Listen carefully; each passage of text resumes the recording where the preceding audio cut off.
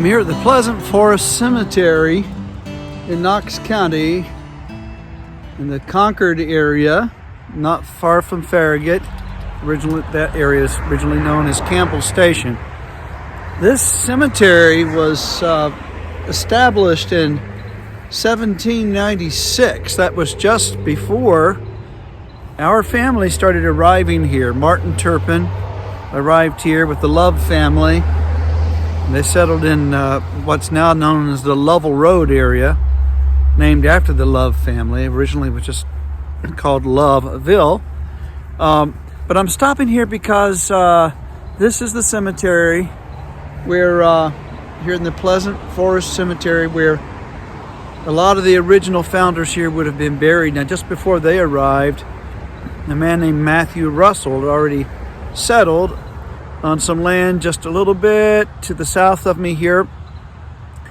And Matthew Russell was a brother to my great-great-great-great-grandmother Elizabeth Russell, who married Martin Turpin. I'm not really looking for the grave of anybody in particular. I'm mainly here just to honor the people that originally settled here. This whole Campbell Station, Concord area. This is the area my family would have been living in at that time. I'm trying to look at some of these gravestones as I'm talking. Yeah, not looking for anyone in particular, just honoring the original settlers. These would have been people that settled here in the late 1700s. And, oh, there's a large Russell stone. I'm going to have to walk over there and see that big family marker. And who knows?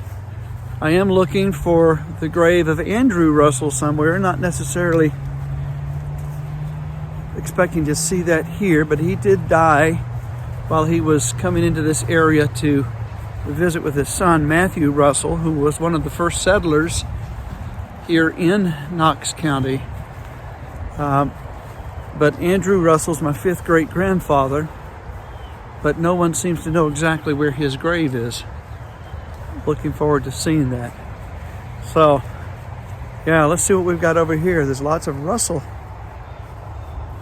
A lot of Russell graves, but this is a newer part of the cemetery.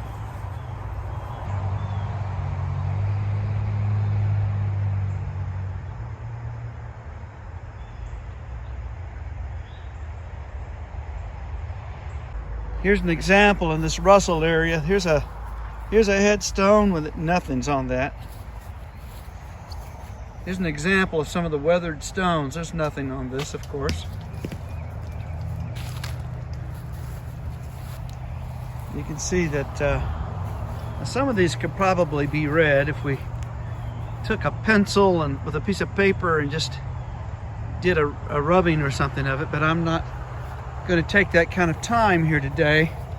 But all of this here is in the Russell section. You can see how weathered these are. Oh, here are headstones, very weathered headstones from members of the Campbell family. Of course, the Campbell family, they were founders of the whole Campbell Station area. How I wish I had more time to study this out. These folks are not directly a part of our family, but no, they're significant because this is the, I guess you'd say, the founding family of the whole Campbell Station population, which is just a mile or two up the road to the north of us here. Now, this is something.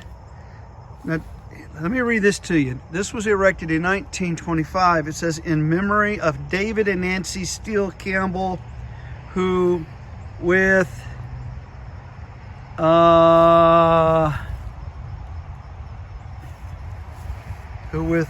brothers immigrated from Virginia and built the fort and were founders of Campbell Station, died in 1815, was grantor of this tract of land for church and cemetery in the year 1800. Their children are listed here. My guess is they've placed this here not knowing in particular which of these graves, weathered stones are here, okay? They just know that this is the Campbell family area. See these, all of these stones. There's another Campbell stone.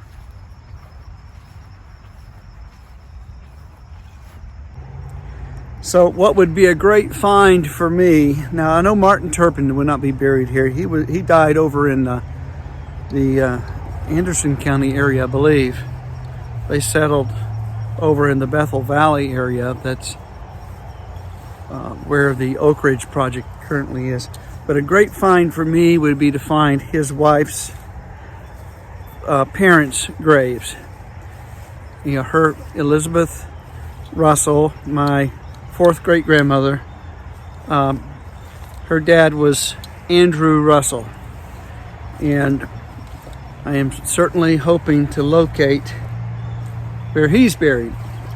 So many weathered grave markers with nothing written on them. I've checked online. Doesn't seem like anybody has located my Andrew Russell's grave. How about you? Do you know where it is? Something very sacred about these grounds of people who basically sacrificed pioneering the frontier. I did see some Thompson headstones back there. Couldn't make out many of their names. We have some Thompsons in our family line, family tree from this vicinity as well. Okay, so that's all for now from the Pleasant Forest Cemetery here in the Concord, Tennessee area.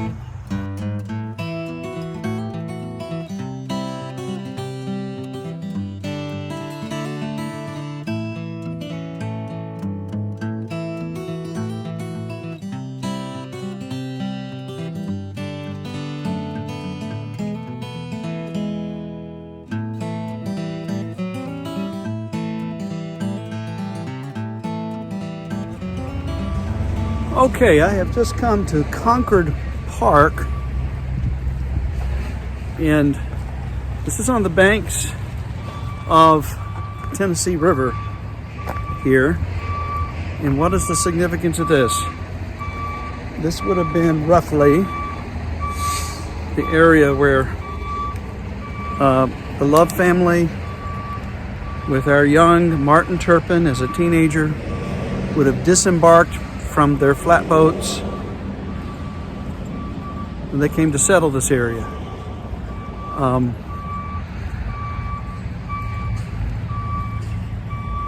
So I'm going to turn the camera around. We'll take a look. Okay, these are backwaters here as a result of damming. What you see here, okay? Of course, the TVA project dammed up these rivers for flood control. All right, but if you can see off in that direction right there, that this right here is pretty much the original course of the river, what we now call the Tennessee River. This was once the Holston River. Of course, there still is a Holston River that begins much further upstream from here. The river flows this way, okay? But when the TVA project came in, they renamed this part of it as a kind of a northern extension of the Tennessee River. And so the Tennessee River, we'll call it that now, flows this direction and then around that bend. Okay, all of this here, these are backwaters from the damming. But the significance of this is that David Love's family, together with our young Martin Turpin, probably came upstream right there on a flatboat and then disembarked. Probably the land probably was somewhere in there. This probably was not covered in water in this area at that time. Disembarked and then made their way up through Concord, eventually up to a place called Loveville. So there you go. At least this is one of several possible places on the bends in the river, but this is about the closest that I've found that makes sense to me that they would have disembarked close to here during that time in the late 1790s is when they arrived here. Okay, so we're at the pretty close to the same area where our ancestor Martin Turpin, as a teenager, would have begun his life. All right, just one more thing before I take off here. Yeah, you heard me right when I said they would have come upstream on the Holston River. They actually came out of Virginia down the Clinch River, flowing downstream on their flatboats. Then they got down to Southwest Point, and I have another video where I talk about them coming to Southwest Point. They would have then turned the bend there where the old Tennessee actually begins. They would have turned the bend there and gone upstream for a good distance. I think it's about anywhere between, I can't remember, 15, 20 miles or so even, upstream on their flatboats, hugging the shores where the current wouldn't be too bad. They're going against the current, of course, upstream on the Holston until they get to the point right here where they would have disembarked. So yeah, they came upstream as they were settling here. Okay, that's probably enough for now. Back onto the road.